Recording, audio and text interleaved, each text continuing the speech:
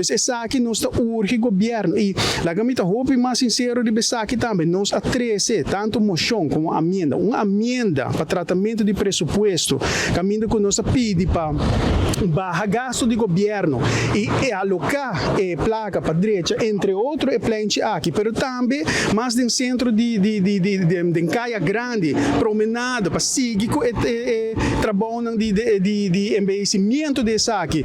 E ora nós passa a minha emoção, todos a ordem rechazar, não vota contra, tanto mesmo parlamentário não, que está representar Aruba, pero especialmente se não está representar distrito de San Nicolás, também a vota contra de emoção e amenda aqui.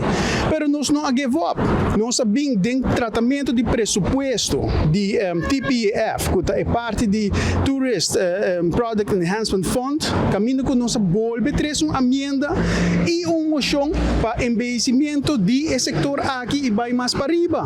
Pero que você quer também na vota contra. É mesmo político de AVP, que está representando San Nicolás, a vota contra de emoção aqui, de amenda aqui. Pois, a minha vista de tem presupuesto. O governo anterior alaga presupuesto caminho para a direita e plante aqui, não só de.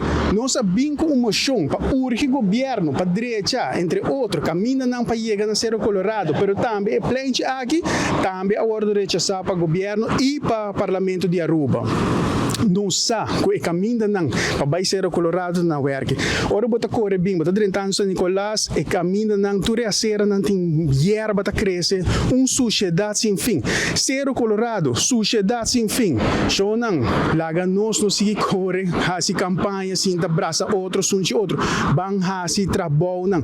Nós ainda não merece melhor. Ainda não de San Nicolás merece melhor. Pensei nós está para como fração de PPA, nós está para aqui não e nós lo sigue luta, para sobre nós está bem com mais moção, nós está bem com mais moção para urgir governo para invertir dentro do povo, invertir dentro San Nicolás.